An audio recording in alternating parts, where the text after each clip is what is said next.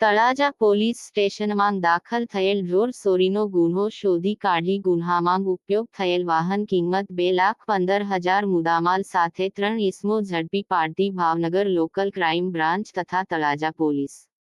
તારીખ 12/9/2024ના રોજ Talaja police station હેઠળના દિહોર ખાતે ફરિયાદીની શ્રીની વાડીમાં માળિયામાં બાંધેલ 2 ભેંસોની ચોરીનો બનાવ બનવા પામેલ, જે અંગે ભાવનગર લોકલ ક્રાઇમ બ્રાન્ચ તથા તળાજા પોલીસની ટીમે આ ચોરીમાં સંડોવાયેલા નીચે મુજબ ઇસમોને ગણતરીના કલાકોમાં ઝડપી પાડી તેઓ પાસેથી ચોરીના ગુન્હામાં ઉપયોગ કરવામાં આવેલ નીચે મુજબનો મુદ્દામાલ કબજે કરી આરોપીઓ વિરુદ્ધ કાયદેસર કાર્યવાહી કરી આગળની વધુ તપાસ તળાજા પોલીસ સ્ટેશન દ્વારા હાથ ધરવામાં આવેલ છે. પકડાયેલા આરોપી નામ જણાવી દઈએ તો